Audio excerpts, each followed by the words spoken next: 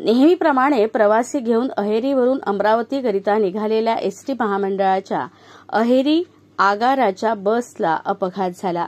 ही घटना लगाम ते आष्टी रस्त्यावरील धनूर जवळच्या वनविभागाच्या नाक्याजवळ आज शनिवारी सकाळी 10 वाजताच्या सुमारास घडली। या अपघातात वाहकासह अन्य 4 प्रवासी गंभीर जखमी झाल्याने त्यांना जिल्हा रुग्णालयात हलविले आहे। प्राप्त माहितीनुसार अहेरी आगाराची MH7C9463 क्रमांकाची बस 24 प्रवाशांना घेऊन आज शनिवारी सकाळी 9 वाजताच्या सुमारास अमरावतीकडे निघाली। अहेरीवरून वर्धा मार्गे ही बस अमरावतीला जाणार होती। मात्र अहेरीवरून जवळपास 30 ते 35 किलोमीटर अंतरावर राष्ट्रीय महामार्गावरील धनूर जवळच्या वनविभाग नाक्याजवळ समोरून येणाऱ्या वाहनाला साईड देताना बाजूला स्लोप असल्याने बस पलटली। या वाहनात चालक PR मेश्राम आणि वाहक DS मेश्राम होते। यांच्यासोबत जवळपास 24 प्रवासी या वाहनातून प्रवास करत होते।